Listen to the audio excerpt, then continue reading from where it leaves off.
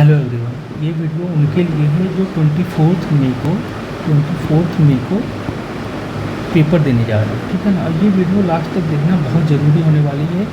सिर्फ ये वीडियो देख के और एक वीडियो और डाल दूँगा मैं। ये दो वीडियो बस अगर आपने ढंग से कर लिया तो आपका 15 से 20 मार्क्स ईजिली बढ़ जाएंगे, बहुत ईजिली। सिर्फ common sense, elimination tricks and जो भी छोटा मोटा पॉइंट होगा उसको आप अप्लाई करके आप इजीली 15 से 20 मार्क्स बढ़ा सकते हो।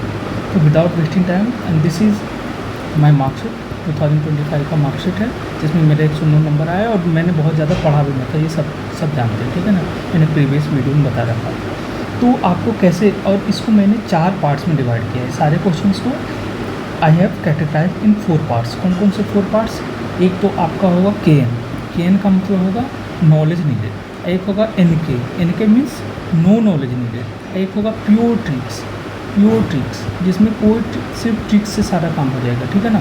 एक होगा डिफ़िकल्ट मीन्स इसमें आपको दिमाग लगाना पड़ेगा और लीव कर देना ये सब क्वेश्चन, ठीक है ना। तो बस ये सब, और लास्ट में मैंने क्या किया है, समराइज कर दिया सबको कि कितने डिफ़िकल्ट क्वेश्चन हैं, कितने इजी क्वेश्चंस हैं। ये सब मैंने लास्ट में समराइज कर दिया और आपको ये लास्ट में बताया। इसलिए पूरा वीडियो ढंग से देखना, आराम से देखना, और हो सकता है आप 2x पे भी देख लेना, लेकिन लास्ट तक देखना, क्योंकि इससे आपका आराम से 15 से 20 मार्क्स बढ़ जाएंगे। तो देखो, सबसे पहला क्वेश्चन क्या है, with reference to investment consider the following.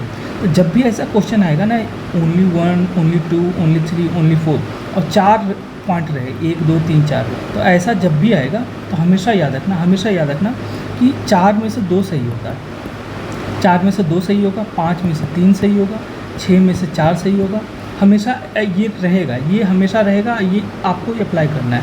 अगर 4 रहेगा तो 4 में से 2 सही हो जाएगा। 5 अगर 5 यही 1, 2, 3, 4, 5 अगर ये दिए रहते तो उसमें 3 सही हो जाएगा। 6 दिए रहेंगे तो 4 सही हो जाएगा। तो इसमें से क्या, अगर सिर्फ ट्रिक्स लगाएंगे तो क्या हो जाएगा, only 2।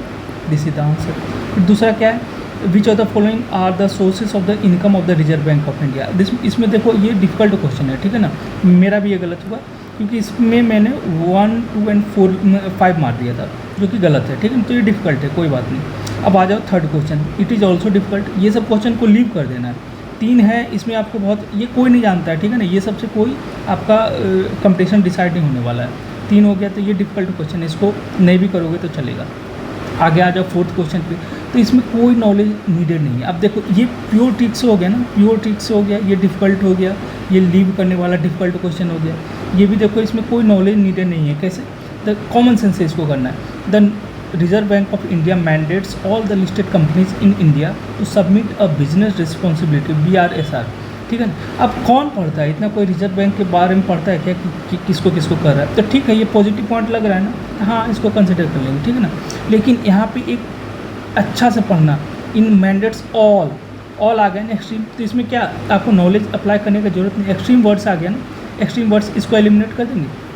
In India company submitting BRSR makes disclosure in a report data largely non financial in nature. हाँ, हो सकता है नॉन फाइनेंशियल नेचर, जैसे CSR ये सब हो सकता है नॉन फाइनेंशियल इन नेचर, तो हो सकता है ऑप्शन 2 सही हो जाएगा, ठीक है। और ऐसे ही इसमें भी, ये 5th नंबर क्वेश्चन में भी नो नॉलेज नीडेड, कोई नॉलेज का जरूरत नहीं। जैसे फॉर एग्जांपल क्या बोला, India income from allied agricultural activities like poultry farming and wool rearing in rural areas is accepted from any tax. देख रहे हो, एक्सट्रीम वर्ड्स फिर आ गया है, इसको हटा दो। इसको जैसे हटाओगे आपका आंसर आ जाएगा ना, 1 is not correct and statement 2 is correct. अब आ जाओ 6 नंबर क्वेश्चन पे, इंडिया हैज़ ज्वाइंट द, इसमें भी मैंने कोई नॉलेज नहीं अप्लाई किया था, बस आपका देखो अपने आप आंसर है। India has joint the minerals, ठीक है। India is a resource rich countries all, ये इसको जस्ट हटा दो। सेकंड को जैसे आपने हटाया, ये गया, अपने आप का आंसर आ गया। इसमें कोई नॉलेज का ज़रूरत नहीं है। देखो, जो भी मैं क्वेश्चन बता रहा हूँ ना, जैसे अटेम्प्ट करने के लिए बता रहा हूँ, वैसे आज मैं एक वीडियो डालूंगा और कल भी एक वीडियो 2024 का भी ऐसे एनालाइज करके डालूंगा।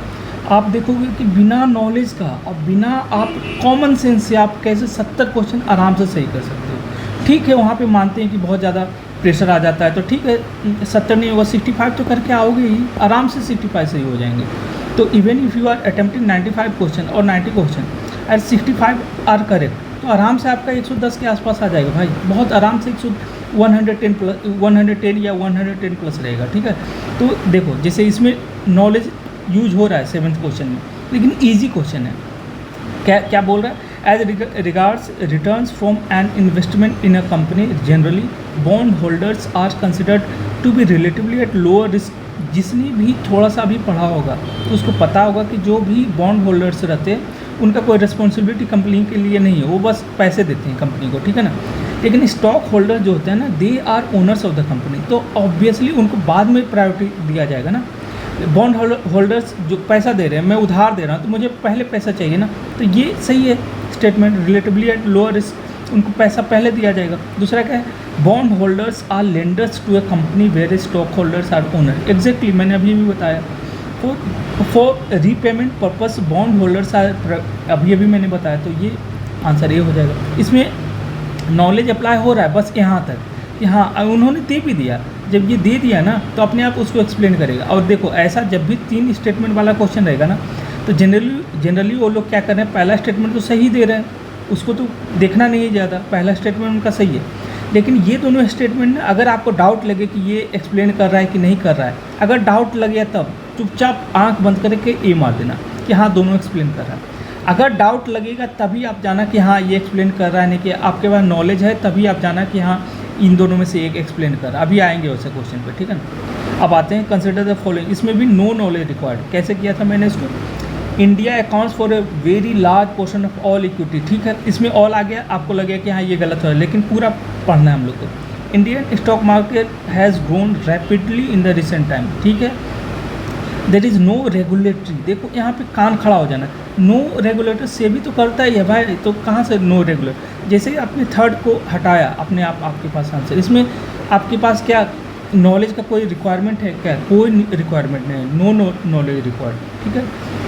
अब आ जाते हैं 9th क्वेश्चन पे। इसमें कोई नॉलेज का जरूरत भी, नॉलेज लगा भी दोगे नहीं भी लगाओगे तो भी चलेगा, बहुत इजी। सर्कुलर इकोनॉमी सबको पता है भाई कि वो घूम फिर के आता है। अगर वे यहाँ पे आपने कोई भी रॉ मटेरियल लिया, उसको फिर घूम फिर के रिसाइकल करके उसको यूज अगर कर दो तो सर्कुलर इकोनॉमी कहलाता है। तो circular economy reduces the emission of green house gases. Absolutely yes, आप अगर घूम फिर के अगर यूज़ करोगे उसी प्रोडक्ट को तो कम ग्रीन हाउस गैस निकलेगा ना। Circular economy reduce the use of raw material, obviously उसी को यूज़ करो। सर्कुलर इकोनॉमी, बस ये तीनों स्टेटमेंट सही है, एक्सप्लेन कर रहा है। फिर 10th नंबर क्वेश्चन को, इसमें भी नो नॉलेज रिक्वायर्ड है बट इजी है, ठीक है ना। नॉलेज रिक्वायर्ड है इसमें बट इजी है। तो क्या है? Capital receipts. कैपिटल रिसीट्स क्या होता है? जो गवर्नमेंट बोरो करता है या फिर अपना उसके पास कोई प्रॉपर्टी है उसको सेल करता है, इसी से उसके पास जो पैसा आता है वो उसी को हम लोग कैपिटल रिसीट्स बोलते हैं। और रेवेन्यू रिसीट्स क्या होता है? रेवेन्यू रिसीट्स वो भी जो डे टू डे लाइफ में उसके पास जो पैसे आते हैं, जैसे टैक्स से, फी से, ये सब रेवेन्यू रिसीट्स हो गए, ठीक है ना। तो capital receipts creates a liability on और cause a reduction in the asset. मैंने बोला ना कि अगर लोन लेगा गवर्नमेंट तो उस पर लाइबिलिटी आएगा, और अगर कोई बेचेगा तो कोई भी चीज़ अगर बेच रहा है तो उसका तो एसेट कम होगा ना। तो ये स्टेटमेंट सही है। Borrowing and investments are capital receipt, अभी मैंने बताया yes. Interest receipt on loans create a liability of the, कोई भी थोड़ा सा भी दिमाग रहेगा ना तो उसको लगेगा कि मैं लोन दे रहा हूँ, कॉमन सेंस लगाओ, मैं लोन दे रहा हूँ और उसके पास मुझे पैसा मिल रहा है, तो भला वो लाइबिलिटी कैसे रहेगा भाई, वो तो मेरे पास बेनिफिट आ रहा है। तो इसका आंसर ये हो जाएगा। तो बहुत ईजी, नॉलेज रिक्वायर्ड है लेकिन बहुत ईजिली आप इसको एलिमिनेट करके आंसर ला सकते हो, ठीक है। अब आ जाते हैं 11th। इसमें भी नो नॉलेज रिक्वायर्ड कि राजा राम मोहन, देखो जब भी और लिखते जाना जो ट्रिक बता रहा हूँ, जैसे इसमें ट्रिक बताया, इसमें मैंने एक ट्रिक बताया ना, 4 अगर रहेगा तो 2 कर लेना, ये सब ट्रिक लिखते जाना, बहुत काम आएगा। इसी को रिवाइज करके चले जाना। कोई 50 ट्रिक करने का ज़रूरत नहीं, कोई 100 ट्रिक करने का ज़रूरत नहीं है। जितना मैं बता रहा हूँ बस उतना कर लेना। 15-20 आराम से लिख लेना जो मैं बता रहा हूँ कि कैसे कैसे काम है। जैसे कि ये आपका हिस्ट्री का क्वेश्चन है, तो हिस्ट्री में कोई भी पर्सनालिटी से रिलेटेड रहेगा ना, लिख लेना इसको। हिस्ट्री में अगर कोई भी पर्सनालिटी से रिलेटेड रहेगा ना और वो अगर पॉजिटिव बात बोल रहा है तो सही ही होगा। तो देखो, he possessed great love and respect for traditional philosophical system of east, तो अच्छा चीज़ बता रहा है ना तो सही होगा। दूसरा, he desired his countrymen to accept the rational and scientific approach, सही बोल रहा है, दोनों पॉजिटिव पॉइंट है, सी हो जाएगा। फिर आगे मैं और भी ऐसे जस्टिफाई करूँगा। दूसरा, इसमें भी नॉलेज रिक्वायर्ड है लेकिन इजी क्वेश्चन है। कैसे? Consider the following subject non cooperation. Non cooperation सब पढ़े हैं तो ठीक है ना, बाइकआउट ऑफ फॉरेन सही है। Observance of strict non violence, ठीक है, गांधी जी थे, ये भी सही है। Retention of titles and honours without using them in public, ये कहाँ से, ये तो आपने पढ़ा ही नहीं कहीं पे भी, ठीक है ना। Establishment of panchayat for settling disputes, ये भी आप, ये तो सही है, ये वाला establishment of panchayat for settling dispute, ये भी सही है। तो 1, 2 एंड 3 तीन आपका सही है, एक गलत है ये। लेकिन इसमें अगर आप वो लगाने चले जाओगे, उसको क्या बोलते हैं, ट्रिक, कि 4 में से 2, देखो ये सब नॉलेज, ट्रिक तभी लगाना जब आपको नहीं आता है। अगर आपको आता है तो वहाँ पे ट्रिक नहीं लगाना है। ये इजी क्वेश्चन है, समझ में आ रहा है। नॉन कॉपरेशन मूवमेंट सब पढ़ते हैं ना, तो ये इजी क्वेश्चन है, इसमें से आराम से ये बन जाएगा, ठीक है। अब आ जाते हैं द इरिगेशन डिवाइस रगटा, ये सबको पता है, ठीक है ना। तो ये सब करने का जो, ये आपने PYQ में पढ़ा होगा, उसमें कुछ इरिगाटी करके कुछ आया था। इरिगेशन देखो हमेशा याद रखना, जब भी PYQ आप एनालाइज करोगे ना, तो हिस्ट्री से 3-4 क्वेश्चन बहुत पूछते हैं, क्वाइन से रिलेटेड, आपका एग्रीकल्चर से रिलेटेड, इरिगेशन ये सब हो गया। फिर आपसे पूछ देंगे वो इससे रिलेटेड कि उस समय एडमिनिस्ट्रेशन कैसे होता था। तो ये सब 3-4 को ऐसे घुमाते रहते हैं हमेशा, ठीक है ना। आप देखना वो पूछते रहेंगे एजुकेशन से रिलेटेड, तो ये सब आपको याद रहना चाहिए कि। और मेन किंगडम, जैसे विजयनगर एम्पायर में क्या था, ये सब अकबर के समय के क्या था, 3-4 किंगडम को याद रखना। अकबर हो गया, फिर विजयनगर हो गया, फिर आप ये सल्तनत डायनेस्टी में जो खिलजी डायनेस्टी का पढ़ लेना, ये सब 2-4 डायनेस्टी का याद कर लेना, उस समय क्या क्या था, ठीक है। अब आ जाते हैं, who among the following rulers in ancient India है एडोइंग द टाइटल ऑफ मत, ये बहुत ही अच्छा क्वेश्चन है, मेरा सही हुआ था। और ये डिफ़िकल्ट उनके लिए है जिनको नहीं कुछ भी पता है, तो ये मेरे लिए इजी था, तो इसको तो मैं इजी मार्क कर दूंगा। और अगर बाजीराव एंड रवि का 80 पेज का, अगर आपने मिडिवल पढ़ा होगा ना, 80 पेज का है, मिडिवल इंडिया है, वो आराम से उसमें दिया हुआ, लास्ट 2 पेज में दिया हुआ, 2-4 पेज में आराम से उसमें दिया हुआ डायरेक्टली ये सब, ठीक है ना, तो आराम से पढ़ सकते हो उसको। फाहिन जो है, अब ये भी बहुत इजी क्वेश्चन है, इसको तो कोई भी हर कोई जानता है, बहुत इजी क्वेश्चन है, ठीक है ना।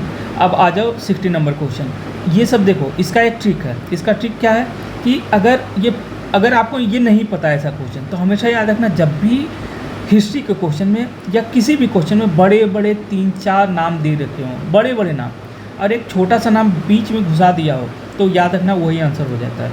हमेशा ये देखना ये होता है, क्योंकि उनको, और हमेशा याद रखना वो A और D में नहीं देंगे, वो B और C में देंगे। तो उससे आप ये ट्रिक याद रखना है, ये ट्रिक लिख लेना कहीं पर, ठीक है ना। ये आपको सॉल्व करने में, अगर ऐसा क्वेश्चन आता है आपको नहीं पता है तो ऐसे कर देना, ठीक है ना। मुझे तो पता था राजेंद्र चोल है, और सब जनरली ये बहुत ईजी क्वेश्चन है, लेकिन अगर आपको नहीं पता है तो ऐसे करना है। आ जाओ 17 नंबर पे, प्योर ट्रिक, 4 है, आपको कुछ नहीं पता है, 4 में से 2 लगा दो। मैंने पहले बोला 4 अगर है तो उसमें 2 लगा दो, प्योर ट्रिक है। ये डिफ़िकल्ट क्वेश्चन है, ये डिफ़िकल्ट क्वेश्चन क्यों है? अगर आप इसको डिफ़िकल्ट मानोगे तो डिफ़िकल्ट है, और नहीं अगर ट्रिक से करोगे तो ऑड 1 आउट हो जाता है। जैसे दिल्ली, ग्वालियर, उज्जैन सब इंडिया का है, ठीक है ना, एक आपको लाहौर दे दिया है तो लाहौर हो जाएगा। अगर आप ट्रिक से चलोगे तो ये इजी क्वेश्चन हो जाएगा, लेकिन ऐसे ही डिफ़िकल्ट, तो इसको डिफ़िकल्ट में ही रखते हैं, ठीक है ना। इसको मैंने छोड़ दिया था, मेरे को आता नहीं था। अब आ जाते हैं क्वेश्चन नंबर 19। हमेशा याद रखना ये डिफ़िकल्ट है और इसको छोड़ सकते हो, लीव कर सकते हो, लेकिन हमेशा याद रखना कि जो हिस्ट्री के क्वेश्चन होता है ना, उसमें A और D बहुत ही कम होता है, बहुत ही कम होता है। तो B और C में अगर आपको तुक्का मारना होगा तो कोई भी B और C में मार देना, इसका आंसर B है, ठीक है ना। 20 रिस्पेक्ट टू नॉन कॉपरेशन, देखो अभी वहाँ फिर से नॉन कॉपरेशन आ रहा है, एक बार और आ चुका है, तो हमेशा याद रखना, मेन आपको याद रखना, नॉन कॉपरेशन हो गया, फिर आपको हो जाएगा CDM हो गया, civil disobedient quit India movement हो गया, ये सब आपको पढ़ के जाना है ढंग से, ठीक है ना। कैबिनेट मिशन हो गया, ये सब आपको ढंग से पढ़ के जाना है। गांधी इरविन पैक्ट हो गया, ये सब आपको पढ़ के जाना है। पूना पैक्ट हो गया, ये सब पढ़ के जाना है आपको, ठीक है।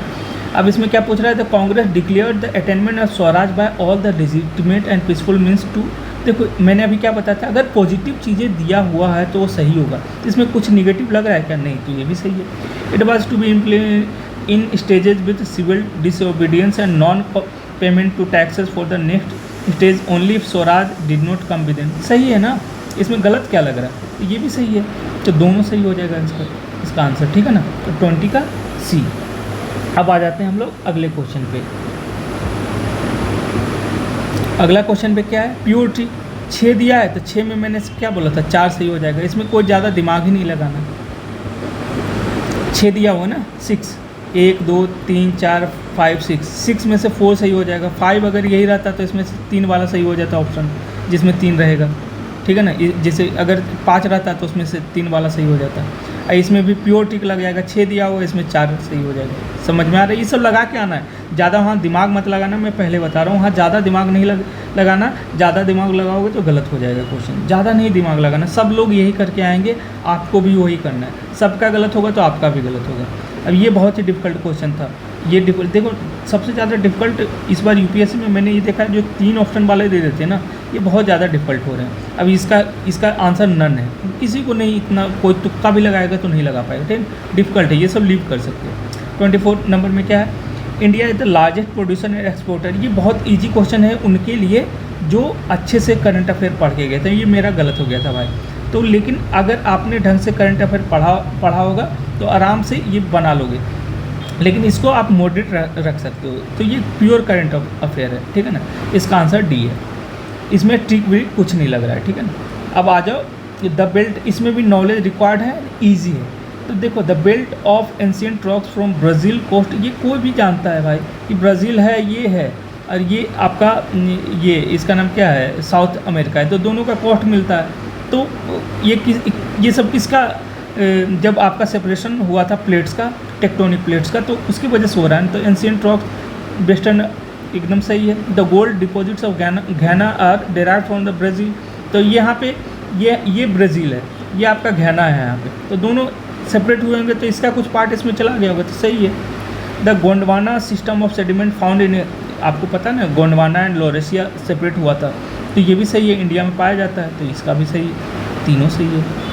अब देख रहे हो इनको अगर इसमें से भी जिसके बाद दिमाग थोड़ा सा रहेगा ना, इन्होंने क्या किया है, 1 3 1 2 3 एंड 1 2 3 को लास्ट में डी में नहीं रखा है, सी में डाल दिया। तो थोड़ा सा दिमाग लगाओ तो उससे भी आप लगा सकते हो कि हाँ वो सी में, देखो ऊपर जानबूझ के ऐसा कर रहे हैं कि सी में डी में ना डाल के सी यहाँ पे 1 2 3 रखें, तो इससे भी आप सही कर सकते हो दिमाग लगा के थोड़ा बहुत। अब देखो नॉलेज रिक्वायर्ड है, ईजी है। The amount of dust particle in the atmosphere is more, देखो आपका ज्योग्राफी के जो चैप्टर्स हैं ना, क्लाइमेटोलॉजी, वो करके जाना। क्लाइमेटोलॉजी कोई चीज़ और आप पढ़ना चाहे ना पढ़ना, क्लाइमेटोलॉजी पढ़ के जाना। 2-3 क्वेश्चन हर साल पूछ रहे हैं और एक ही चैप्टर से पूछे जा रहे हैं हर साल। तो देखो डस्ट पार्टिकल जो है ना in the atmosphere more in subtropical and temperate area than in equatorial, ये एकदम सही स्टेटमेंट है। अगर कोई नहीं पढ़ेगा ना इसको, उस चैप्टर को, एनसीईआरटी का, तो वो गलत करके आ जाएगा। ये बिल्कुल सही स्टेटमेंट है भाई, क्योंकि वहाँ ड्राई विंड्स बहुत ज़्यादा होता है आपका सब ट्रॉपिकल में, तो इसलिए वहाँ बहुत ज़्यादा डस्ट पार्टिकल्स होते हैं। दूसरा क्वेश्चन क्या है, दूसरा स्टेटमेंट क्या है, सब tropical and temperate areas have less dry wind. देखो अगर आपको ये क्वेश्चन नहीं भी आता, मैं क्यों इसको ईजी बोला, ये क्वेश्चन आपको नहीं भी आता फिर भी ये दोनों एक दूसरे का कॉन्ट्राडिक्टरी है, ये दोनों स्टेटमेंट। अगर ये सही होगा पहला तो दूसरा गलत होगा, दूसरा सही होगा तो पहला गलत होगा, दोनों एक साथ सही हो ही नहीं सकते। तो अगर उससे भी करोगे तो सही हो जाएगा आपका आंसर। तो दूसरा में क्या है, ड्राई विंड्स नहीं भाई, वहाँ पे बहुत ज़्यादा ड्राई विंड्स होते हैं, तो ये दूसरा स्टेटमेंट गलत है, दूसरा स्टेटमेंट से गलत है तो सी हो जाएगा। अब आ जाओ 27 का। 27 में नॉलेज रिक्वायर्ड है, नीडेड है, ईजी है एंड PYQ कंसेप्ट है।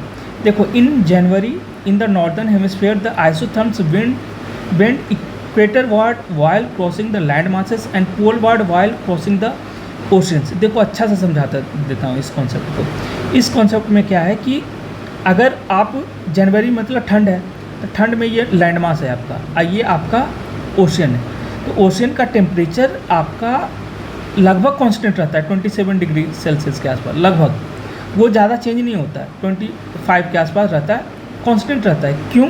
क्योंकि स्पेसिफिक हीट कैपेसिटी बहुत ज़्यादा होता है ओशन के वाटर का विथ रिस्पेक्ट टू लैंड बहुत जल्दी हीटअप हो जाएगा और बहुत जल्दी कोल्ड भी हो जाता है, ठंडा भी हो जाता है। तो अब अगर ठंड का समय है तो ये बहुत ज़्यादा ठंडा रहेगा, ये तो वही रहेगा टेम्परेचर, तो इसका टेम्परेचर क्या रहेगा, ज़्यादा रहेगा, इसका टेम्परेचर कम रहेगा, तो ज़्यादा टेम्परेचर का ऊपर बनेगा। अगर ये ग्राफ बनाओगे, ऊपर टेम्परेचर दिखाऊंगा तो यहाँ 0 से शुरू होगा ना टेम्परेचर, तो ऊपर ये अपवार्ड बनेगा। ये इसका टेम्परेचर लोअर है तो लैंड मास में क्या होगा, नीचे जाएगा। तो ये देखो, अगर आप ये अर्थ है, ये अर्थ अगर देखा जाए तो ये अर्थ में क्या देख रहे हो, ये अगर ऐसे बनाओगे कोई ग्राफ, तो ये पोल की तरफ, ये इक्वेटर की तरफ आ रहा है, ये पोल की तरफ जा रहा है ऊपर।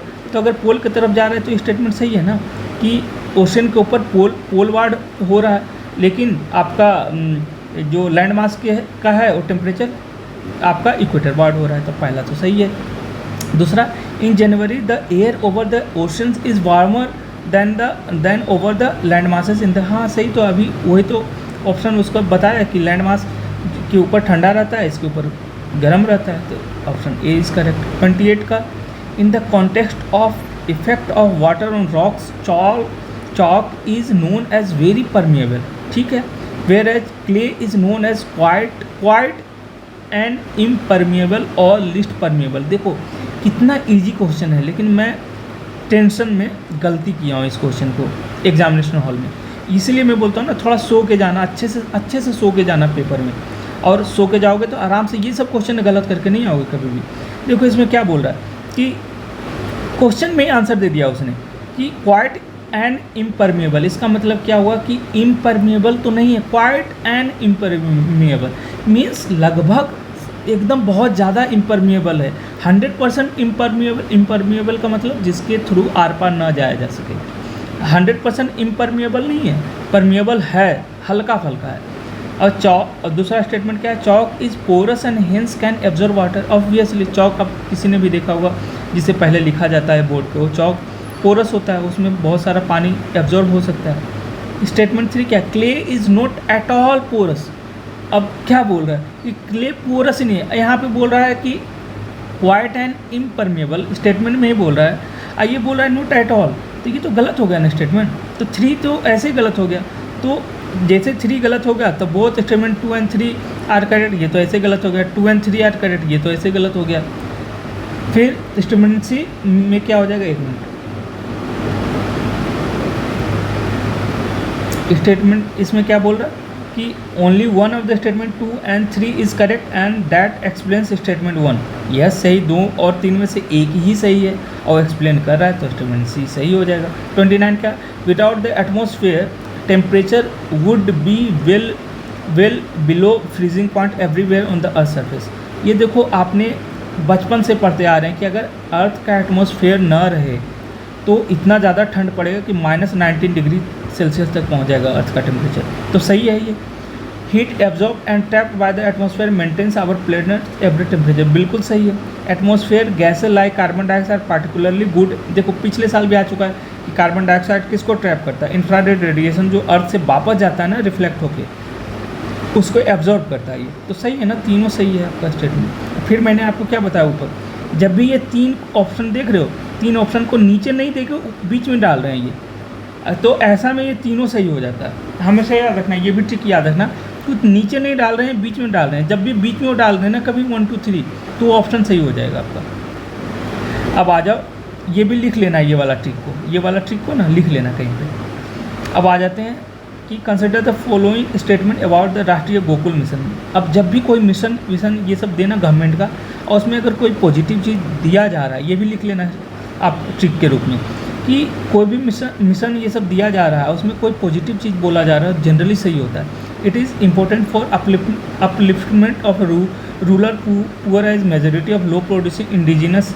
एनिमल्स, ठीक है, इसमें कौन सा कोई निगेटिव चीज़ तो बोल नहीं रहा है। दूसरा, it was initiated to promote indigenous cattle and buffalo, ये भी सही बोल रहा है ना, तो सही है, इसमें कोई गलत चीज़ तो बोल नहीं रहा। अब आ जाते हैं 31 को। Studies indicate that carbon dioxide emissions from cement industry account for more than 5% of global emission. देखो क्या बोल रहा है, ये स्टेटमेंट उन्होंने दे दिया है तो इसको मान के चलना है, ये सही है, मान के चलना है सही है। दूसरा क्या है, silica bearing clay is mix with limestone while manufacturing cement, ये भी सही है। Limestone is converted into lime during clinker production for cement manufacturing. देखो इसको मैंने मॉडरेट में क्यों रखा है, मॉडरेट में इसलिए रखा है क्योंकि इसका स्टेटमेंट 1 नहीं करेक्ट है, सॉरी इसका ए ऑप्शन सही नहीं है, इसका ये सही है, बी सही है, लोगों ने इसका ए मार के आया है, ठीक है ना, मैं भी खुद ए करके आया हूँ, लेकिन ये इसलिए मॉडरेट में रखा हूँ। मॉडरेट इसलिए रखा है क्योंकि ये एक्सप्लेन नहीं कर रहा है ना, ये थोड़ी ना एक्सप्लेन कर रहा है कि क्यों 5 कार्बन डाइऑक्साइड बढ़ रहा है, ये तो इसलिए एक्सप्लेन नहीं कर रहा है पहला स्टेटमेंट को, only statement 3 is explaining it. इसका ऑप्शन क्या हो जाएगा, बी। तो इसलिए याद रखना कि इसमें जनरली 1 करेक्ट ही देते हैं, आपका 2 और 3 में खेल करते हैं, ठीक है ना। अब आ जाते हैं 32 का। तो 32 को नो नॉलेज रिक्वायर्ड मैंने रखा है, ईजी रखा है इसको, मतलब कि कोई इसमें नॉलेज रिक्वायर्ड का, देखो ये सब में मैंने क्या किया है कि इसमें प्योर टिक लगाया है मैंने। प्योर टिक इसमें क्या लगा था कि अगर पॉजिटिव चीज़ बोलता है तो सही होता है इसमें, ठीक है। अब आज में इसमें क्या है, नो नॉलेज रिक्वायर्ड है, मॉडरेट क्वेश्चन है, सॉरी इसमें नॉलेज रिक्वायर्ड है, मॉडरेट क्वेश्चन है ये। अब आ जाते हैं इसमें नो नॉलेज रिक्वायर्ड में। At the 28 United nation COP 28 India refrain from signing the declaration on climate. मैंने अभी आपको क्या बोला था, जनरली स्टेटमेंट 1 करेक्ट होता है।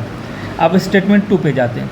COP 28 declaration on climate and health is a binding declaration, जहाँ पे and if sign it becomes mandatory to decarbonise health sector. अब कॉमन सेंस लगाओ, अगर ये बाइंडिंग रहेगा, अगर ये स्टेटमेंट बाइंडिंग रहेगा, अब आगे भी पढ़ लेते हैं, उसके बाद आपको मैं बताऊंगा कि ये क्या है, इसमें खेल किया है। If India's health sector is decarbonise the resilience of its health care system में भी कंप्रोमाइज। ऑब्वियसली बहुत सारा हेल्थ केयर में ना अभी हम लोग ऐसे यूज करते हैं, जो भी चीज़ें यूज करते हैं, इलेक्ट्रिसिटी प्रोवाइड करते हैं, कोल बेस्ड है, समझ में आ रहा है। तो अगर मैंने कोल को हटा दिया, डीकार्बनाइज कर दिया, तो यहाँ इलेक्ट्रिसिटी ढंग से नहीं पहुँचेगा भाई आपका हेल्थ से, तो कंप्रोमाइज हो जाएगा।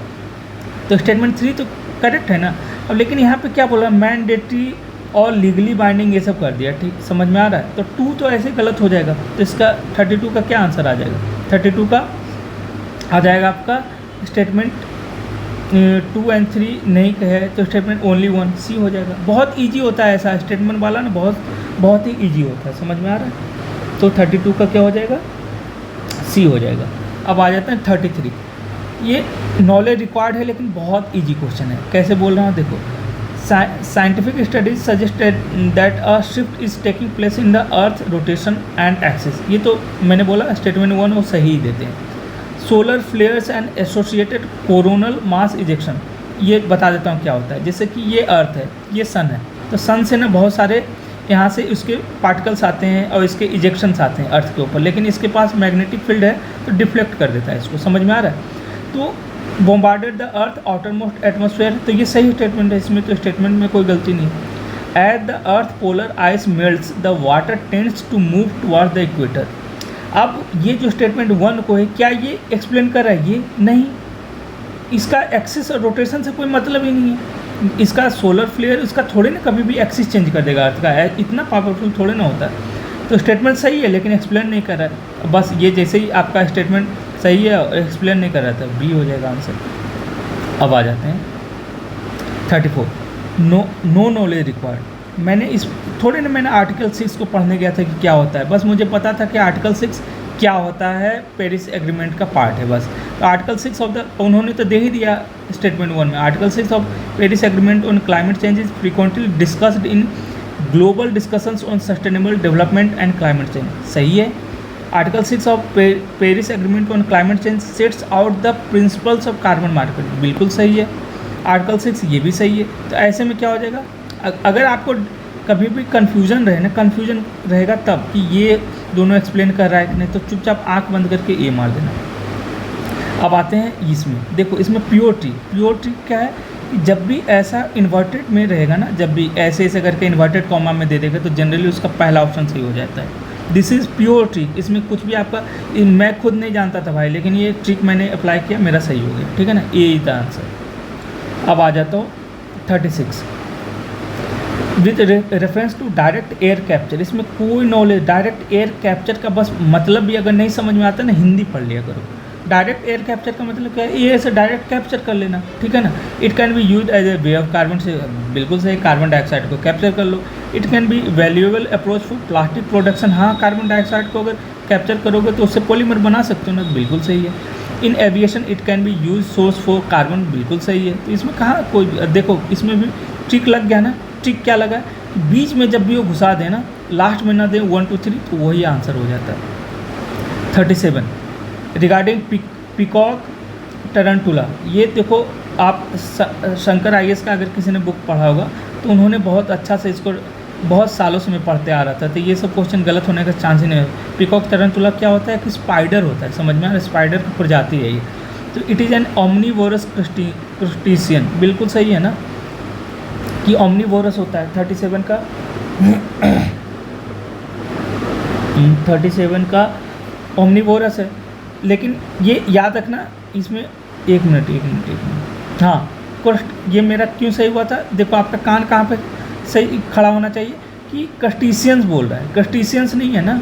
अगर मैंने स्पाइडर बोला तो स्पाइडर का भी क्रस्टेशियंस हो सकता है, नहीं हो सकता। क्रस्टेशियन कौन होता है, जिसका जो शेल्स होता है ना हार्ड होता है, ऊपर का शेल, जैसे कि आपका केकड़ा हो गया, ये सब क्रस्टेशियंस है। लेकिन ये क्रस्टेशियन नहीं है, तो पहला तो हटा दो। जैसे ही पहला आपको सिर्फ इतना पता रहना चाहिए कि होता क्या है, पीकॉक टरंटुला एक स्पाइडर होता है। जैसे ही तो ये ठीक हो गया ना, तो पहला रिमूव कर दिया मैंने। जैसे ही मैंने पहला रिमूव किया तो ये गलत हो गया। बस आपका क्या बचा, 2 और 3। अब इसमें क्या, it is an arboreal species in natural habitat. Arboreal का मतलब क्या होता है, जो पेड़ पे होता है, पेड़ पे चला जाता है, ठीक है, नेचुरल हैबिटेट में होता है। और दूसरा, its natural habitat in India is only limited to some forest area. कुछ लोग तो इसको ओनली देख के गलत कर देंगे, भाई एक बार पढ़ लिया करो, स्टेटमेंट भी पूरा पढ़ लिया। Only limited to some forest area, some भी तो दे दिया कि कुछ ही फॉरेस्ट में, सभी फॉरेस्ट में ये पाया जाएगा क्या, कभी भी पाया जाता है कोई भी जानवर सभी फॉरेस्ट में नहीं पाया जाता है, ठीक है ना। तो it is correct, B is the answer. Easy question था वो, ठीक है ना। इसमें लेकिन पूरा प्योर ट्रिक नहीं कर सकते, इसको प्योर ट्रिक तो नहीं बोल सकते, ठीक है ना। अब आ जाते हैं नो नॉलेज रिक्वायर्ड, इस क्वेश्चन 38 में। तो इसमें क्या है, carbon dioxide emission in India are less than 0.5। जनरली ऐसा मैंने बोला, जनरली ये सब ऐसा 0.5 ये सब रहेगा तो सही रहता है, ठीक है ना, per capita. In terms of CO2 emission from fuel consumption, India rank second in Asia Pacific, ठीक है। देखते हैं आगे।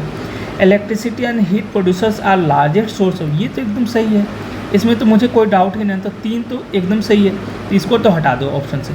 ऐसे करके आपको करना पड़ेगा जो जिसमें थोड़ा सा भी आपको डाउट लगे, ठीक है ना। और जैसे ही आप देखो, पहले बता रहा हूँ, जैसे ही आप ऐसे करके हटाओगे ना तो आपके पास ईजी हो जाएगा तुक्का लगाने के लिए, अगर आपको कुछ नहीं आता है तो, ठीक है ना। तो carbon dioxide in India less than 0.5, इतना। अब खुद सोचो इंडिया में कितना ज़्यादा पॉपुलेशन है, समझ में आ रहा है, बहुत ज़्यादा पॉपुलेशन है।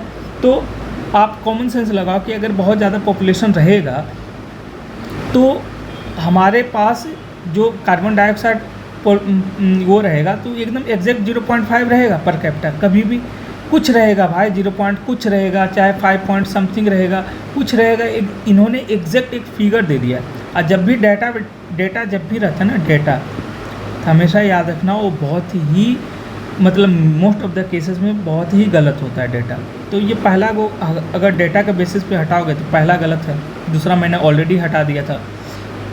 तो दूसरा मैंने किस लिए हटाया था कि 2 तो हो ही नहीं सकता, ठीक है ना, अकेले 2 तो हो ही नहीं सकता क्योंकि 3 को साथ लाना जरूरी है।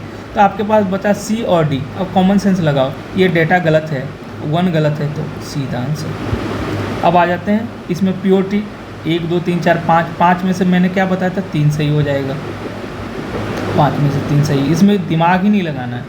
40 में क्या है, रेन फॉरेस्ट, इसमें ट्रिक काम कर रहा है और नॉलेज भी रिक्वायर्ड है। ट्रिक कैसे काम कर रहा है, देखो, rain forest produce more oxygen than, ठीक है, इसको भी देख लेते हैं। Marine phytoplankton and photosynthetic bacteria produce about, देखो अबाउट दे दिया इन्होंने, एग्जैक्ट नहीं बोला है कि 50%, इन्होंने अबाउट दे दिया।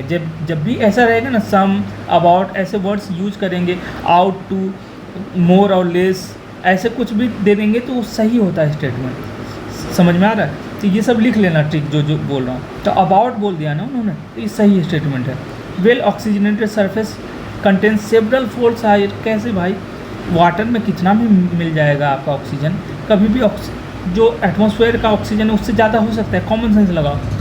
इसका ऑप्शन सी ऐसे ही गलत है। जैसे आपका थर्ड इसको एलिमिनेट करोगे, जैसे आप इसको एलिमिनेट करोगे आपका आंसर आ जाएगा।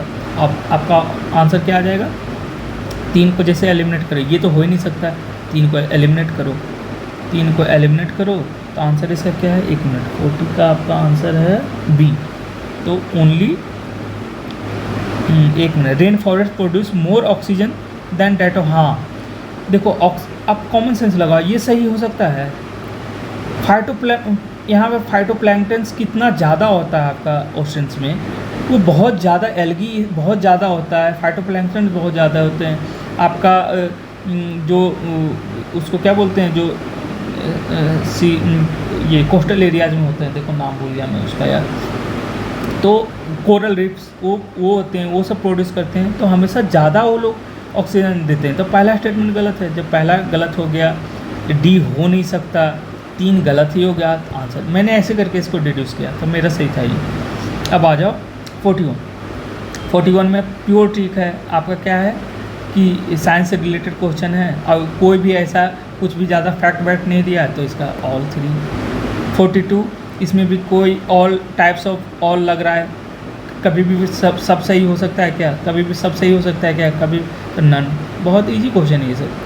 43 डिफ़िकल्ट क्वेश्चन, काफ़ी डिफ़िकल्ट। इसका मैं 2 मार्क के आया था, ठीक है ना, ओनली 2, क्योंकि 4 का मैंने बोला ना ट्रिक, यहाँ ट्रिक फेल हो जाता है, ठीक है ना, ट्रिक फेल होता है और डिफ़िकल्ट क्वेश्चन है।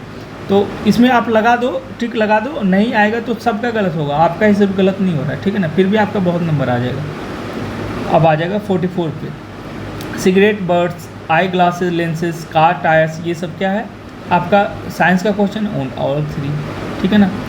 कंसिडर द फॉलोइंग, ये भी डिफिकल्ट है, मैं भी इसका तीनों ऑल 3 मार्क के आया था, लेकिन इसका सिर्फ इथेनॉल एंड नाइट्रोग्लिसरीन यही आपका आंसर है, यूरिया नहीं बन रहा है, समझ में आ रहा है, तो इसका ओनली 2 आंसर है। तो ये डिफ़िकल्ट क्वेश्चन है, कोई बात नहीं। आप इसमें मैंने बोला जब ये 3 ऑप्शन दे रहे हैं ना, डिफ़िकल्ट बना रहे हैं, या तो उसका 2 सही हो जाता है कभी, या तो फिर उसका ऑल 3 सही हो जाता है, या तो ओनली 1 हो जाता है कभी कभी, या तो कुछ भी नन भी है, तो बहुत डिफ़िकल्ट क्वेश्चन हो जाता है, तो मैं इसको डिफ़िकल्ट बोल रहा हूँ।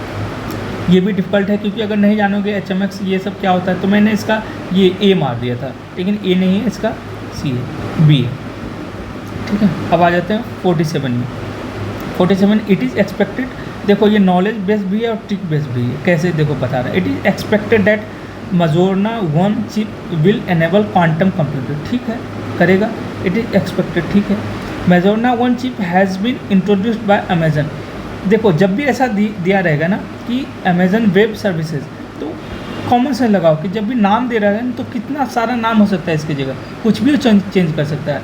एग्जैक्ट इसका माइक्रोसॉफ्ट है, तो आप देख रहे हो ना, नाम इन्होंने चेंज कर दिया, तो मैंने ऐसे सोल्व किया था, 2 को हटा दिया था, बस 2 को जैसे हटाया मैंने, मेरा आंसर आ गया था C. 48 with reference to monoclonal antibodies, अब फिर से ये फ्यूचरिस्टिक टेक्नोलॉजी का बात कर रहा है, तो साइंस का है, सारा सही हो जाएगा, ऑल 3। प्योर ट्रिक है ये सब, समझ में आ रहा है, प्योर ट्रिक, इसमें कुछ भी ज़्यादा दिमाग लगाने की जरूरत नहीं। No virus can survive in ocean water, no virus can infect, ये सब देख रहे हो, नो ये एक्सट्रीम वर्ड्स हैं, सारे सब गलत हैं, ये सब तीनों गलत हैं, ठीक है ना, तो इसका और नन हो जाएगा आंसर, ठीक है ना।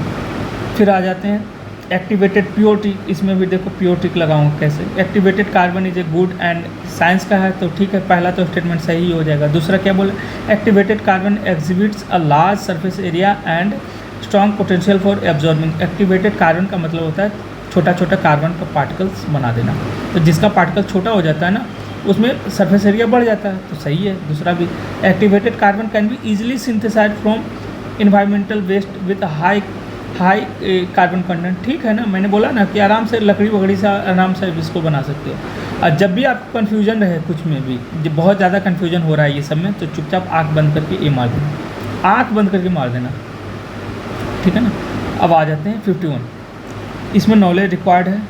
N ordinance can amend any central law, an ordinance can abridge the fundamental rights, an ordinance can come into effect from a back date, अब इसमें देखो नॉलेज रिक्वायर्ड है, ये अगर आपने पढ़ा है तो आप बनाओगे, नहीं पढ़ा है तो नहीं बना पाओगे। तो इसका आंसर है आपका सी, क्योंकि an ordinance can abridge as fundamental rights. आपको अगर थोड़ा सा भी आपने पढ़ा होगा तो फंडामेंटल राइट्स को ऑर्डिनेंस नहीं चेंज कर सकता है। अगर जिस दिन ऑर्डिनेंस से फंडामेंटल राइट्स चेंज होने लग गया तो आपको तो पास कराने, आपको पता है ना फंडामेंटल राइट्स को पास कराने के लिए 2/3 मेजोरिटी चाहिए, स्पेशल मेजोरिटी चाहिए, ऐसे नहीं कर सकते। तो आप सोचो ऑर्डिनेंस से आप फंडामेंटल राइट्स चेंज करने लग गए तो हो गया काम ना। तो बस 2 को मैंने हटाया था, आंसर आ गया था मेरा 52। ये डिफ़िकल्ट क्वेश्चन है, ठीक है ना, ये सब क्वेश्चन लीव करने का है, ये सब किसी को नहीं पता है भाई, ये सब किसी को नहीं पता है, समझ में आ रहा है। तो मैंने बोला ना कि ये सब क्वेश्चन जो 3 स्टेटमेंट वाले दिए हैं ना, उन्होंने बहुत डिफ़िकल्ट बनाया। तो 52 का आपका आंसर है सी, मतलब इन्होंने ऑल 3 कर दिया इसमें से, ठीक है ना। वैसे with reference to India consider the following the inter state council, the national security council, zonal council. अब जोनल काउंसिल सबको पता है कि ये कॉन्स्टिट्यूशन के थ्रू नहीं बना है, तो इसका एक वो था, उसको क्या बोलते हैं, ये लॉ से बना है। तो ये तो आपका पहले आप हटा सकते हो, समझ में आ रहा है। तो ऑल 3 तो इसका आंसर होगा नहीं, ऑल 3 इसका होगा नहीं। तो 53 का आंसर क्या हो जाएगा? 53 का आंसर हो जाएगा आपका 1 एंड ओनली 1, ठीक है ना। इसका आंसर है इंटर स्टेट काउंसिल, इसका शायद आर्टिकल है 263 है, if I am not wrong, ठीक है ना। अब आ जाओ 54। The constitution of India explicitly mentions that in certain, इसमें क्या है, नॉलेज रिक्वायर्ड है एंड ईजी है। The constitution of India explicitly mention that in certain space the governor of state, हाँ सही है, एक्सप्लेन करता है गवर्नर। और constitution of India explicitly mention करता है, बिल्कुल सही है। आर्टिकल में भूल रहा हूँ शायद, क्या है 64 है या 64 या 65 है, देख लेना एक बार, ठीक है ना, दिया हुआ है डायरेक्टली उसमें। द 167 है, सॉरी 164 बोला हूँ, 164 है शायद। फिर आगे क्या है, the president of India can of his her own reserve a bill passed by state legislature for his consideration without it being forwarded by the governor. हाँ कर सकता है भाई प्रेसिडेंट, मेरे हिसाब से। अब इसका 54 का क्या आंसर है, एक minute, president of India can offer reserve a bill pass, नहीं सॉरी हर कंसिडर विदाउट बीइंग, नहीं, ये इजी इसलिए बोला था, ये मेरा सही था, इसलिए यहाँ पे कंफ्यूज हो गया मैं, कि गवर्नर जब करता है उसको रिजर्व अपने पास कि प्रेसिडेंट के पास भेजूंगा तभी आप कर सकते हो। अपने मन से प्रेसिडेंट नहीं बोलेगा कि यहाँ किसी स्टेट को बोल देगा कि भाई आपको गवर्नर ने बोल दिया हाँ फिर भी मैं रिजर्व कर लूँ, ऐसा नहीं कर सकता, ठीक है ना। तो ये तो गलत हो गया ना, 1 इज करेक्ट। फिर 55 का separation of judiciary from executive and, अब इसमें क्या बोल रहा है, सेपरेशन ऑफ जुडिशियरी, इसमें क्या बोल रहा है, separation of judiciary from executive, directive principle में दिया हुआ है, valuing and preserving fundamental duties में दिया हुआ है, एंड प्रोहिबिशन। ये सब बहुत इजी क्वेश्चन है, समझ में आ रहा है। तो ये क्वेश्चन 55 का क्या आंसर हो जाएगा, इसका सारा सही है, 55 का सारा सही था। ये इजी क्वेश्चन है, समझ में आ रहा है, क्योंकि थोड़ा सा भी आपने फंडामेंटल राइट्स और डीपीएसपी, इसलिए बोला जाता है ना DPSP fundamental rights and duties पढ़ के ही जाना, इसको छोड़ना मत कभी भी, इजी क्वेश्चन है ये। 56 का क्या हो जाएगा, with reference to the constitution of India if an area, ये भी बहुत इजी क्वेश्चन है, मैं इसको मॉडरेट रखा हूँ लेकिन ये इजी क्वेश्चन है। इजी क्वेश्चन क्यों है, क्योंकि इसका द स्टेट, ये सब हर कोई पढ़ते हैं, शेड्यूल्ड एरिया, ये सब बहुत फोकस का पॉइंट होता है, सब कोई पढ़ के जाते हैं। The state government loses executive power in such area and local body assumes total administration, समझ में आ रहा है। 56 का आपका आंसर अगर देखा जाएगा तो यहाँ पे क्या बोल रहा है, total administration, assumes total administration, extreme use कर रहा है, तो पहला तो ऐसे गलत हो जाएगा। दूसरा, union government can take over total administration of such area under, union government नहीं करता है भाई टोटल एडमिनिस्ट्रेशन, ये कोई प्रेसिडेंट रूल थोड़ी ना लगा देता है वहाँ पे, तो दूसरा भी गलत हो जाएगा। 57, national automotive board, coil board, ये सब देखो, ये सब अगर आता है तो करो, नहीं आता तो मत करो, क्योंकि 3 वाला जो है ना, 3 वाला बहुत ज़्यादा कन्फ्यूजिंग है, क्योंकि इसमें कभी एक ही सही होता है, कभी नन हो जाता है, कभी 2 सही हो जाता है। लेकिन अगर तुक्का मारना होगा ना तो ओनली 2 पे चले जाना, तुक्का एकदम प्योर तुक्का अगर मारना होगा तो ओनली 2 पे चले जाना। तो 57 का आपका आंसर है डी, कोई भी इसका सही नहीं है भाई, मैंने बोला ना ये डिफ़िकल्ट क्वेश्चन बना रहे हैं 3 ऑप्शन वाले। फिर आ जाते हैं 58 का, list 1 union list in the 7th schedule, list 2 है एक्सटेंट ऑफ, ये फिर से कंडीशन ऑफ गवर्नर ऑफ तीसरा स्टेटमेंट दिया है। तो 58 का आंसर आपका ये, इसको मैंने क्या रखा है ईजी। तो list 1 list in the 7th बिल्कुल सही है। एक्सटेंट ऑफ द, ये कोई भी जानता है कि 7th शेड्यूल में तीन में आर्टिकल 246 है if I am not wrong, तो उसमें से आपने 3 लिस्ट बना हुआ है। Extent of the executive power of state बिल्कुल सही है। Conditions of the governors office, 58 का आपका आंसर हो जाएगा। क्या बोल रहा है, for a constitutional amendment with respect to which of the following above ratification by legislatures of not less than half, मतलब कि स्पेशल तो होना चाहिए प्लस उसका भी रिकमेंडेशन चाहिए, समझ में आ रहा है। तो ये किस में होना चाहिए, तो 58 का आंसर हो जाएगा आपका ए, मतलब 1 और 2।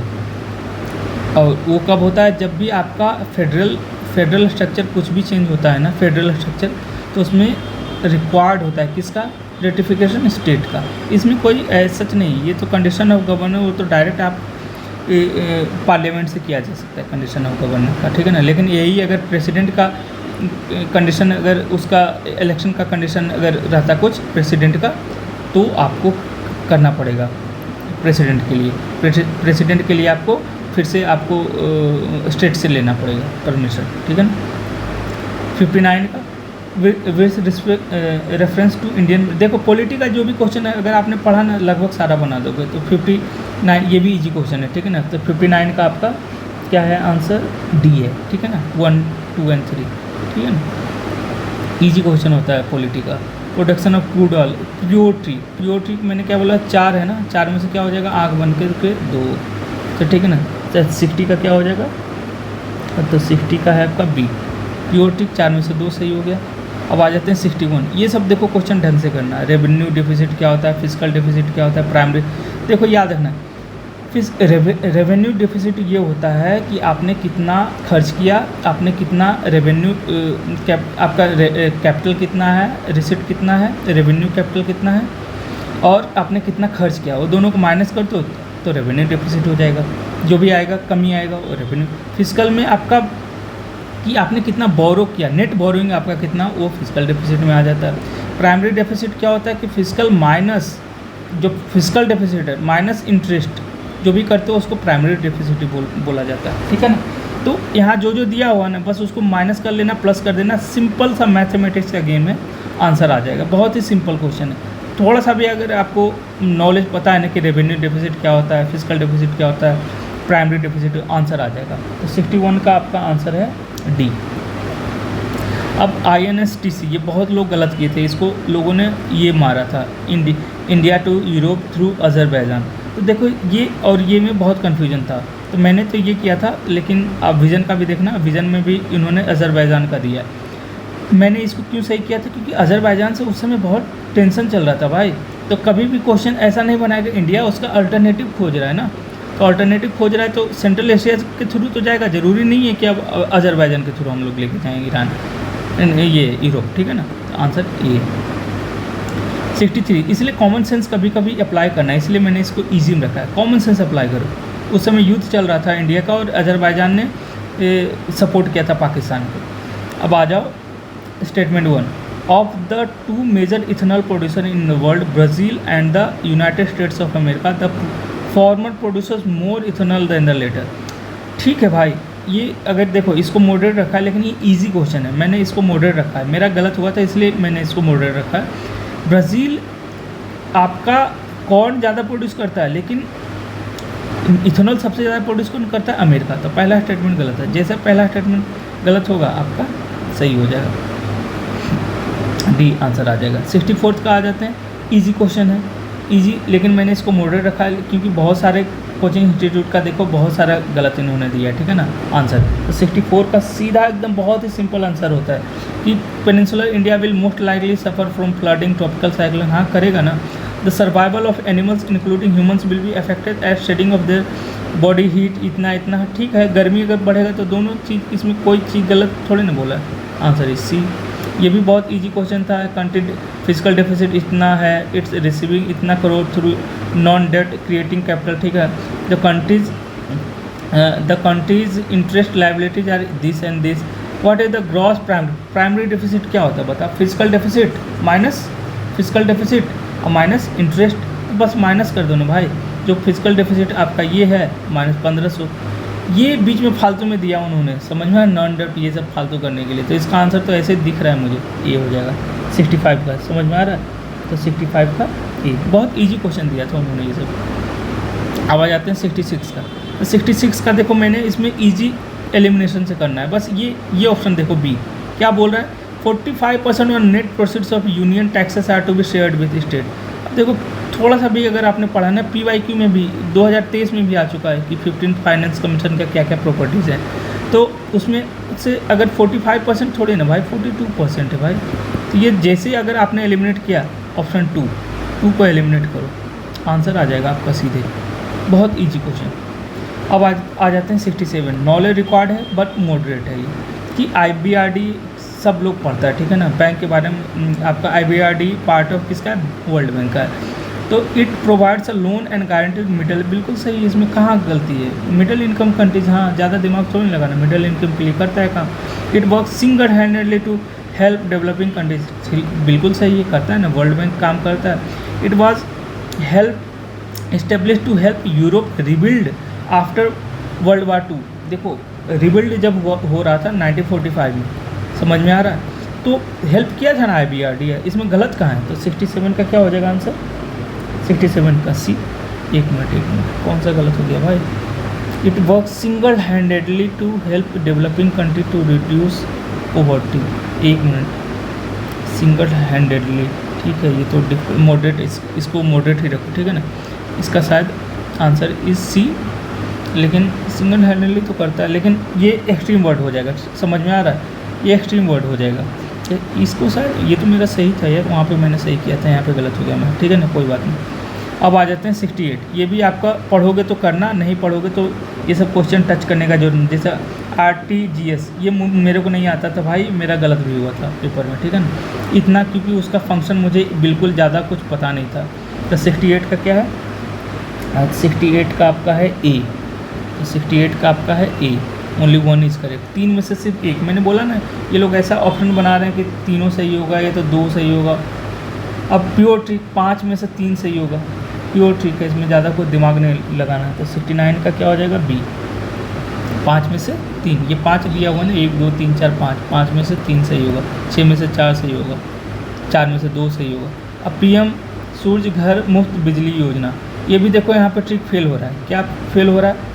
कि जब भी मिनिस्ट्री दिया रहता था तो मैं गलत करके आता था, मैं वहाँ पे भी यही करके आया हूँ कि मिनिस्ट्री दिया है तो गलत होगा, मैंने 2 को एलिमिनेट किया, मेरा आंसर गलत हो गया था, लेकिन इसका तीनों सही है, समझ में आ रहा है। तो कभी कभी ट्रिक फेल करता है, मैं लास्ट में सब कुछ समराइज कर दिया हूँ, समझ में आ रहा है कहाँ ट्रिक फेल कर रहा है, कितना ईजी है, कितना मॉडरेट है, सब मैंने कर दिया। इसलिए लास्ट तक वीडियो देखना आपके लिए बहुत ही हेल्पफुल हो जाएगा ये। और जैसे मैंने अटैम्प्ट किया हो ना, वैसे ही आप करके आना। आप, मैं लिख के दे रहा हूँ, गारंटी के साथ कह रहा हूँ कि 110 से नीचे नहीं आएगा आपका पेपर में। सिर्फ कॉमन सेंस करके जाना, आराम से सो के जाना, पेपर आराम से इजीली, बहुत ही इजीली आपका 110 से प्लस आएगा, समझ में आ रहा है। अब आ जाते हैं 71। Sedition has become my religion was famous statement given by Gandhi ji. ये मेरा गलत हो गया था, जिसको आता है सही है, ये मेरा गलत हो गया था, इसलिए मैंने इसको डिफ़िकल्ट में रख रखा। तो 71 का हो जाएगा आंसर B।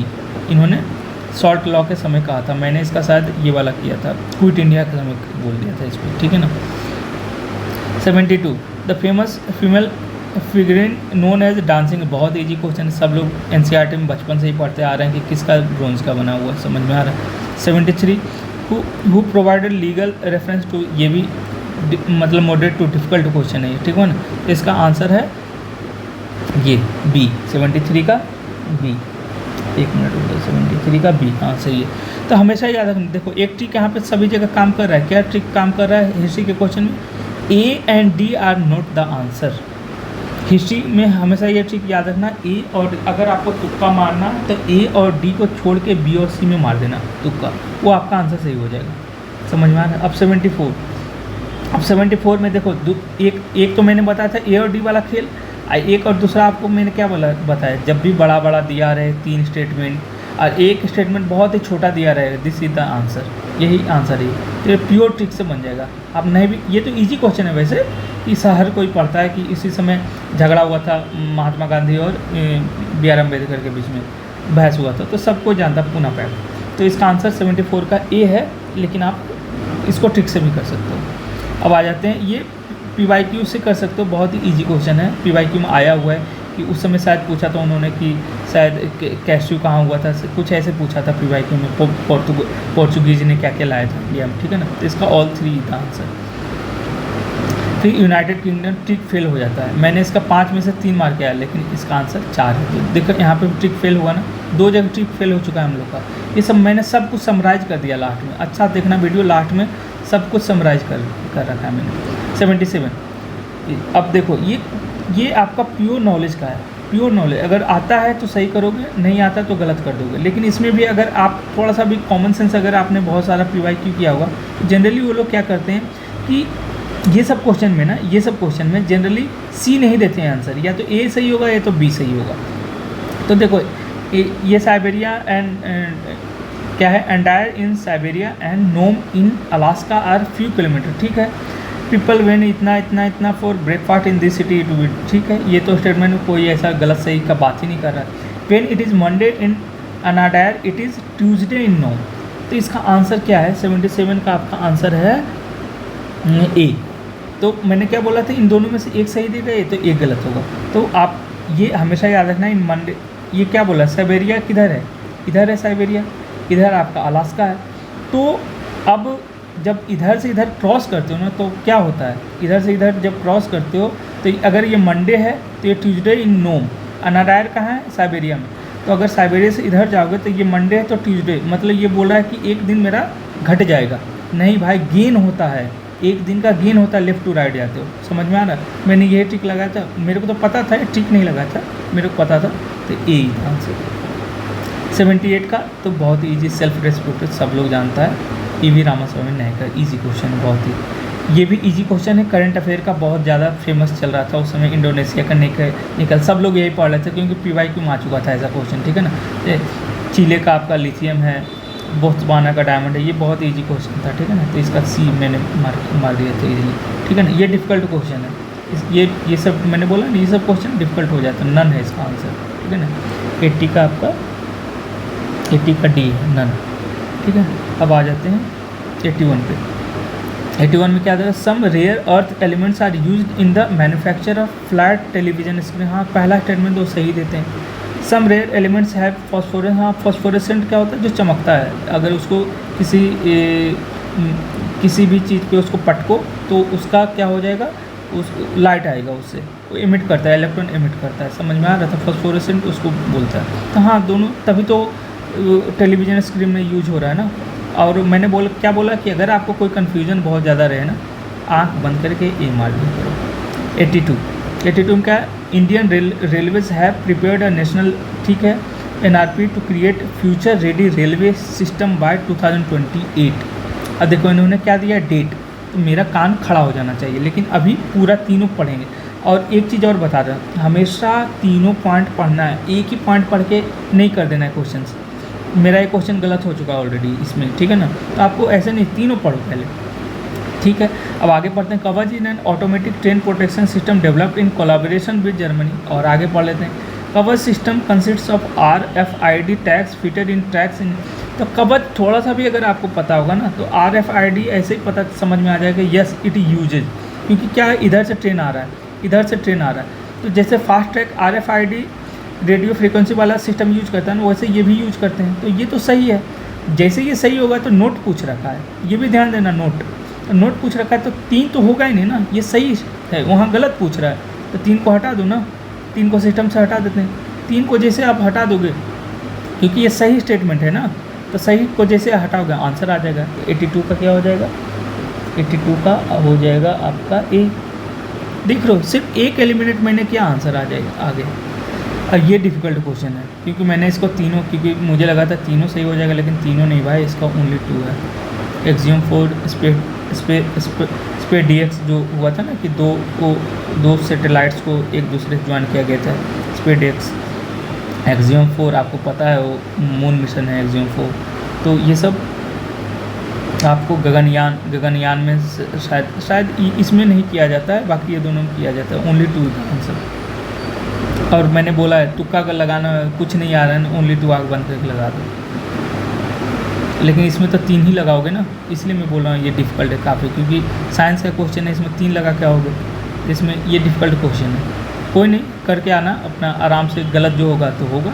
अभी मैं लास्ट में सब कुछ समराइज़ किया हूँ कि अगर आपने गलत भी कर दिया ना, गलत भी कर दिया तो आपका कितना सही होगा वो मैं बताऊँगा। डॉर्नियर ये भी डिफ़िकल्ट क्वेश्चन है, ठीक है ना, किसी को नहीं पता रहता है इतना सब कुछ। तो 84 का क्या हो जाएगा, 84 का आंसर है बी। कुछ नहीं आता है तो बी मार के आ जाना है 3 स्टेटमेंट वाला में, ठीक है ना। अब artificial way of reduce air pollution makes, ये तो बहुत इजी क्वेश्चन है, बहुत इजी क्वेश्चन। क्यों मैं बोल रहा, नाइट्रेट का भी यूज हो सकता है, कॉमन सेंस लगाओ, ऊपर से नाइट्रेट गिर रहा है आपके ऊपर, नाइट्रिक एसिड बना सकता है, कुछ भी बना सकता है, ये पॉइजनस हो जाएगा भाई आपका सॉइल के लिए, आपके स्किन के लिए, तो कभी भी यूज करेंगे नहीं करेंगे ना। यही था आंसर 86। तो ये नॉलेज भी है और इजी भी है, और ये ट्रिक से भी यूज कर सकते हो एलिमिनेट करके। 86 तो regarding pardoning power of the president, बहुत इजी क्वेश्चन है, ये सब पे टाइम वेस्ट करने का जरूरत नहीं है। 86 का समझ में आ रहा है। 87 का प्योर एलिमिनेशन है, नो नॉलेज रिक्वायर्ड। तो क्या है, on resolution of the house of the people the speaker shall not Venkat his her office until, ठीक है। फिर दूसरा, provisions of the constitution, member of house of being elected इतना शैल resign from his, immediately थोड़ी नहीं करता है यार, पहले जब कुछ कोई आ जाता है तभी ना वो छोड़ता है अपना। तो 2 को जैसे हटाओगे, 2 को हटाओ आप, आंसर आ गया ना। तो बहुत इजी क्वेश्चन था ये। फिर 88, if any question arises as whether a member of the house of the इतना has become subject disqualify under 10 the president decision in accordance, भाई प्रेसिडेंट का डिसीजन कभी फाइनल हो सकता है, कॉमन सेंस लगाओ। लेकिन तो कॉमन सेंस ये सब क्वेश्चन है, सुप्रीम कोर्ट जाएगा ना, वही फाइनल उसका से होता है सुप्रीम कोर्ट का। प्रेसिडेंट फाइनली बोल देगा कि नहीं यहाँ ये गलत है, ऐसे थोड़ी ना होगा। It is under judicial review है भाई, जुडिशियल रिव्यू के अंडर में आता है। तो स्टेटमेंट 1 गलत है, स्टेटमेंट 1 जैसे गलत होगा 2, और मैंने बोला दोनों में से एक सही होता है। अब क्या बोल, देयर इज नो, सॉरी एक minute, there is no mention of word political. देखो क्वेश्चन में 2 टाइप का आता है, either describe, there is no description in constitution, या कॉन्स्टिट्यूशन डिस्क्राइब कर रहा है, और मेंशन, ये सब ढंग से ये सब वर्ड्स पढ़ना है। यहाँ बोल रहा है पॉलिटिकल पार्टी को डिस्क्राइब, मेंशन ही नहीं किया भाई, इतना बड़ा कॉन्स्टिट्यूशन है, उसमें पॉलिटिकल वर्ड कहीं तो यूज हुआ होगा, तो ये तो गलत ऐसे दिख रहा था। इसलिए ये क्वेश्चन मेरे लिए इजी था, क्योंकि मैंने ढंग से क्वेश्चन को पढ़ा था। जिसने भी ऐसे बोला there is no mention of the word political system, उनको लगा होगा, बहुत सारे गलत करके आए हैं इसमें कि हाँ ठीक है मेंशन नहीं किया होगा। अरे भाई मेंशन कहीं, इतना बड़ा कॉमन सेंस लगाओगे, इतना बड़ा आपका कॉन्स्टिट्यूशन, कहीं तो पॉलिटिकल पार्टी यूज हुआ होगा वर्ड, तो बस 88 का डी हो जाएगा। 89 का देखते हैं, in India state government have no power for making rules for grant of concessions in respect of extradition of minor minerals, even though such minerals are located in their territories. No power, आप common sense लगाओ कि कोई power ही नहीं है, मतलब कि state government के पास कोई पावर ही नहीं है। तो 89 का क्या हो जाएगा आंसर, डी, कि पावर, कुछ तो पावर है ना। तो स्टेटमेंट 1 इज नॉट करेक्ट। जैसे स्टेटमेंट एक, इन दोनों में से एक भी गलत आपको पकड़ा जाएगा, डायरेक्ट नीचे आके सी और डी में आंसर हो जाएगा। 90 का देखो, जब भी मैंने बोला ना कि जब भी ऐसा आएगा कि WTO आ जाए, चाहे यूरोपियन यूनियन आ जाए, ये सब जब भी आ जाए तो आप आराम से WTO को मार देना, चाहे यूरोपियन यूनियन को मार देना, हमेशा यूरोपियन यूनियन आंसर होता है। समझ में आ रहा है। अब आ जाते हैं 91, ये भी एक ट्रिक है, समझ में आ रहा है। यूरोपियन यूनियन वाला बहुत सारा, अगर P/Q आपने किया होगा ना, तो यूरोपियन यूनियन बहुत में आंसर हो जाता है, WTO हो जाएगा। किसी में सिर्फ वर्ल्ड बैंक रहेगा और बहुत सारा रहेगा, वर्ल्ड बैंक आंसर हो जाएगा। समझ में आ रहा है। 91, panchayat at the intermediate level exits in all state. ऐसे देखो, देख के लग रहा है, मतलब नोट करेक्ट पूछ रहा है ना, तो चलो अच्छा ठीक है, तब तो देखना पड़ेगा, क्योंकि नोट करेक्ट हो तो दिख रहा है। पहला स्टेटमेंट इज करेक्ट, तो पहला ये मतलब इन गलत स्टेटमेंट है, गलत से पूछ रहा है, तो ये तो होगा नहीं। 2 और 3 बोल रहा है, 1 भी होना चाहिए, तो ये तो ऐसे हटा दो इसको पहले ऑप्शन से।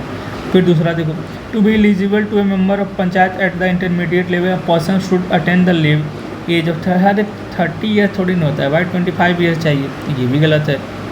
तो 1 और 2 तो हो गया। द चीफ मिनिस्टर ऑफ इतना इतना इतना, फिर level 2 recommendation regarding, chief minister थोड़ी नहीं करता है, स्टेट फाइनेंस कमीशन करता है ना, तो ये भी गलत हो गया। तो ऑल 3 1 2 and 3, ठीक है ना। 92 कंसिडर बिम्स्टेक, ये डिफ़िकल्ट क्वेश्चन है भाई, ये सब डिफ़िकल्ट क्वेश्चन है और ऐसा क्वेश्चन को आप छोड़ भी दोगे तो चलेगा। तो 92 का आंसर वैसे बता देता हूँ मैं, 92 का आपका है डी, ओनली 1। ये बहुत डिफ़िकल्ट क्वेश्चन है भाई, ये मेरा गलत हुआ था, ये डिफ़िकल्ट क्वेश्चन है काफ़ी। 90 हु अमंग द फॉलोइंग, आप देख रहे हो डिफ़िकल्ट क्वेश्चन में कंपटीशन ही नहीं है, मैं क्या बोल रहा हूँ, कंपटीशन ही नहीं है, डिफ़िकल्ट क्वेश्चन सबका गलत होगा, सिर्फ आपको नहीं आ रहा, किसी को नहीं आ रहा, समझ में आ रहा है। अब आ जाते हैं गांधी नोबेल पीस प्राइज़ पे आते हैं, सॉरी गांधी पीस प्राइज़ पे आ जाते हैं प्रेसिडेंट, ये किसको पता होगा, किसी को नहीं, किसी ने पढ़ा भी नहीं होगा भाई ये सब, तो ठीक है। तो इसका आंसर आप ज़्यादा दिमाग, किसी को नहीं आ रहा है ये सब, किसी को नहीं आ रहा है, इसमें कंपटीशन ही नहीं होता है। तो 93 का क्या हो जाएगा, सी है आंसर इसका, ठीक है ना। अब आ जाते हैं 94, जीपीएस एडेड, ये प्योर ट्रिक है, इसमें कोई नॉलेज का जरूरत। देखो जब भी आपका साइंस से related, it is design to provide additional accuracy, सही है। It will allow more uniform, सही है। It will provide benefit only in aviation but not, क्यों नहीं भाई, दूसरा मोड में भी तो कर ही सकता है। तो 3 को बस रिमूव करो ना, 3 को रिमूव करो एंड 1 2 तो दिख ही रहा है, आंसर हो जाएगा। 95 का क्या है, consider the following AI summit, तो कोई भी जानता है कि ब्लेचले बहुत ईजी, बहुत ही फेमस रहा है ब्लेचले समिट जो है वो एआई से रिलेटेड है। तो पहला तो स्टेटमेंट ऐसे से हो गया। दूसरा, along with other country US and UK also signed the declaration on inclusive, देखो जब भी ऐसा US आ जाए ना, UK आ जाए, ये US जहाँ पे भी आ जाएगा ना, आपका कान खड़ा हो जाना चाहिए। US ऐसा हरामी कंट्री है कि बहुत सारा जगह ये हट गया, जैसे कि इसने उससे भी अपना ये अभी आपका सॉरी कॉप से भी शायद हट गया था, पेरिस समिट से भी हट गया था, बहुत से ये हटते रहता है। और जब से डोनाल्ड ट्रंप आए तब तो और पता नहीं क्या क्या करते रहता है, ये समझ में आ रहा है। तो जब भी ये आए तो इसको निगेटिव ही मान के चलना, तो मैंने ऐसे किया था इसको सही, तो 1 इज़ करेक्ट। 96 ये बहुत डिफिकल्ट क्वेश्चन है, बहुत डिफिकल्ट है 96 वाला, ठीक है ना। इसका 96 का आपका आंसर है डी, ऑल 4 है, समझ में आ रहा है। तो यहाँ पे ऑल 4, यहाँ पे भी ट्रिक फेल हो रहा है आपका, और डिफ़िकल्ट क्वेश्चन है ये सब काफ़ी डिफ़िकल्ट क्वेश्चन है। कोई बात नहीं, ये सबके लिए डिफ़िकल्ट है, आपके लिए थोड़ी डिफ़िकल्ट है, कोई नहीं सही कर सकता ये क्वेश्चन। अब आ जाओ 97, 16th BRICS summit was held under the chairmanship of, हाँ सही है। Indonesia has become a full part of member, सही है। द थीम ऑफ द 16, देखो थीम वीम जब भी देना तो समझ जाना कि वो गलत ही देंगे, थीम ये सबसे सही नहीं देते हैं। तो 1 and 2 इज करेक्ट। तो ये भी मॉडरेट क्वेश्चन मान रहा हूँ, लेकिन ये ईजी क्वेश्चन है, क्योंकि थीम जनरली वो गलत ही देते हैं, तो जैसे उसको रिमूव करोगे आंसर आ जाएगा। और ये बहुत ही ज़्यादा फेमस रहा, उसमें करंट अफेयर का क्वेश्चन है, प्योर करंट अफेयर इंडोनेशिया वाला। तो 97 का आपका ए है। अब आते हैं 98, the power of Lokpal applies to public servants, इतना इतना ठीक है। द चेयरमैन इतना इतना ठीक है, ये भी सही है। The chairman of a member of इतना not be person less than, ये भी सही है। लोकपाल कैन नॉट इंक्वायर, ये जैसे ये can not inquire prime minister, भाई प्राइम मिनिस्टर को भी करता है, तो ये तो होगा ही नहीं, ये भी 4 होगा ही नहीं, तो कॉमन सेंस लगाओ, 4 होगा नहीं, ये नहीं होगा, तो आंसर क्या हो जाएगा इसका 98 का। आपको तुक्का मारने के लिए, ये देखो ये इजी है इसलिए बोल रहा हूँ क्योंकि तुक्का मारने के लिए आपका ए और बी ही सिर्फ बचा है, समझ में आ रहा है।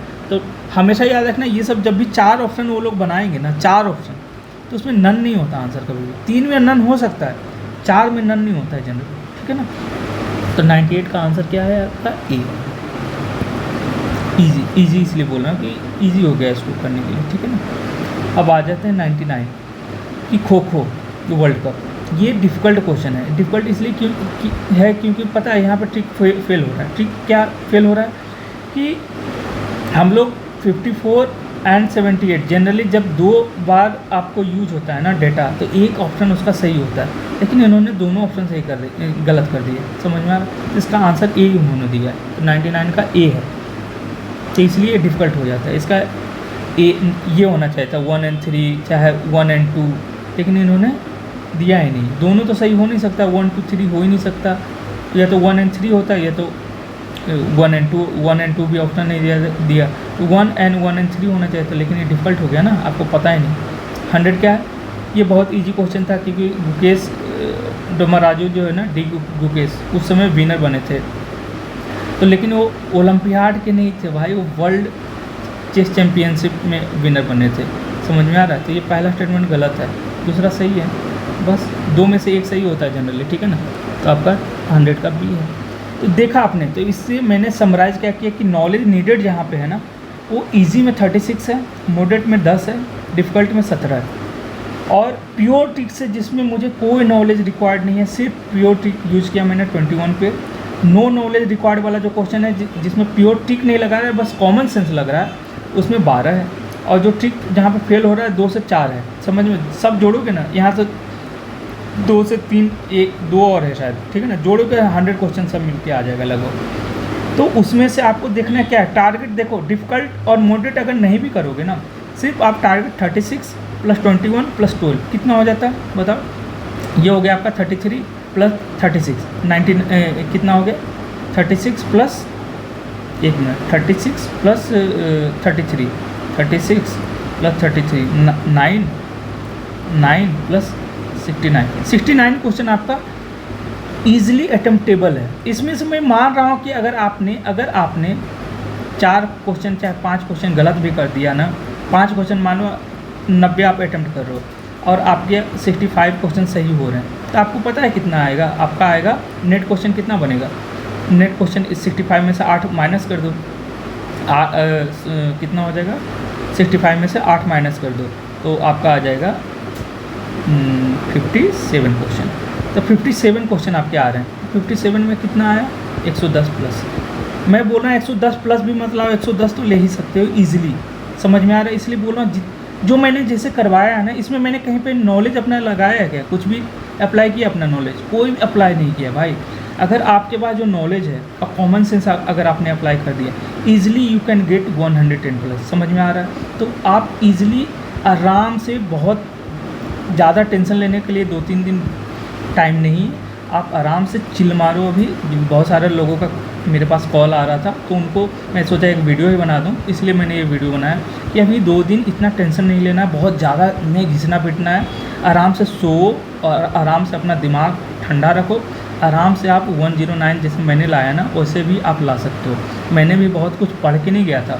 और सीसेट देख लेना, सीसेट में मैं क्या अपना स्ट्रेटजी बता रहा हूँ। मैं सबसे पहले अटैम्प्ट करता था 1 घंटा या 1 घंटा 10 मिनट तक सिर्फ मैथ करता था 25 के आसपास। उसके बाद आगे 35 मिनट में मैं सिर्फ करता था आपका ये कम्प्रीहेंशन, और उसमें मेरे 90 आ गए थे। समझ में आ रहा है? तो आप इजीली इतना स्कोर कर सकते हो। बाकी आप को कोई डाउट लगे तो मेरा टेलीग्राम चैनल पे, उस पर आप आराम से मेरे से पूछ सकते हो कि क्या डाउट है। कुछ भी टेलीग्राम चैनल पे ज्वाइन कर लेना। Thank you.